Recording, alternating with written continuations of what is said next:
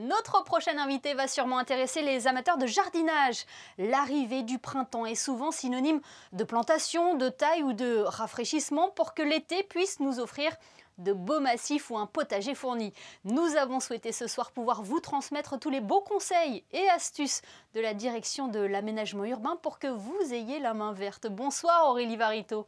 Bonsoir. C'est une saison propice, un temps ni trop sec ni trop froid. Le printemps est la meilleure période pour débuter ces plantations? Oui, en effet, le printemps, ça annonce les beaux jours. Tout le monde a envie d'avoir un balcon fleuri avec des petites plantes qui font plaisir. On le sait, à chaque saison sa plantation, mais quel type de fleurs, d'arbres fruitiers peut-on planter actuellement? On voit déjà les fraises et les citronniers déjà en vente. Oui, alors sur les balcons, parce qu'on va dire qu'en principauté, les espaces sont assez réduits. Ce que je conseille, c'est de se faire plaisir, d'aller acheter des tomates cerises, des fraisiers, de la ciboulette, de la sauge et d'agrémenter plusieurs jardinières sur son balcon pour aussi bien se faire plaisir aux yeux, mais aussi pouvoir goûter le fruit de ses récoltes. Oui, on l'a constaté, il y a de plus en plus de personnes qui prennent de la passion à cultiver sur son balcon. Ça se fait de plus en plus hein, d'avoir un mini potager sur sa terrasse. Oui, c'est devenu très en vogue. On va dire que c'est assez facile, ludique. Les enfants aiment bien aussi. On trouve pas mal de kits en vente dans les jardineries et magasins spécialisés. Mais on peut aussi très bien créer ses jardinières chez soi et les agencer comme bon nous semble. Concernant les nuisibles, là aussi, à chaque saison, son insecte qui vient perturber le développement des plantes ou des arbres, comment les traiter naturellement? Alors déjà, sur des balcons, sur des petits espaces, on a moins de chances d'avoir des nuisibles. Le premier conseil, c'est l'observation. Dès que vous voyez quelque chose, il ne faut pas hésiter à couper une tige pour pas que la plante soit infestée. Mais sur des balcons, vous devriez avoir très peu d'insectes qui viennent vous embêter. Et puis après, c'est aussi ça la nature, il faut laisser faire les choses. J'ai entendu quelques petites astuces. Par exemple, l'usage du savon noir sur les feuilles de citronnier pour éviter justement que les nuisibles s'y accrochent. Vous avez comme ça quelques petites astuces à nous donner? Alors le savon noir, ça marche pas que sur les citronniers, hein, ça marche pour tout.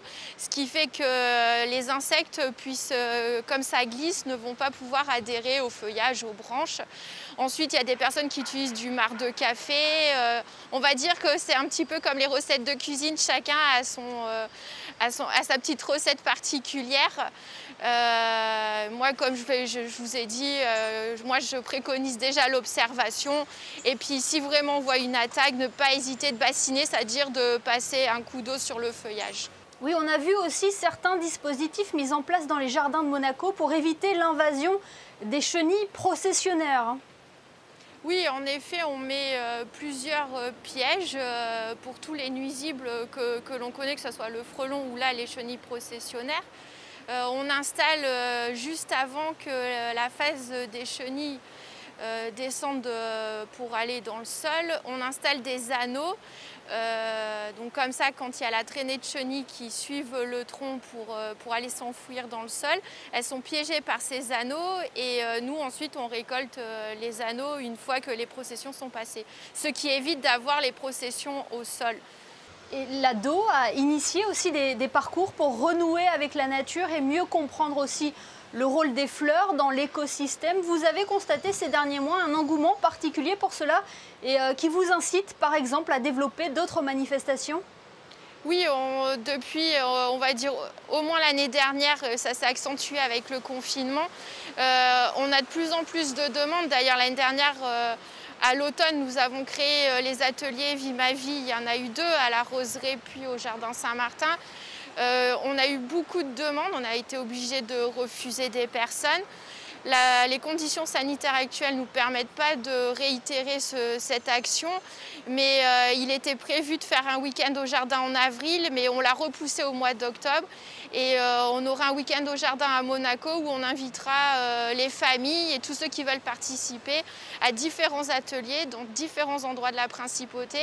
Et on va mettre en place un passeport, ça sera le passeport nature. Les gens pourront faire valider chaque atelier et ils auront des petits cadeaux, des petites surprises à la suite de ce week-end. Bon, on y reviendra sur Monaco Info. Merci infiniment Aurélie Varito d'avoir été avec nous ce soir.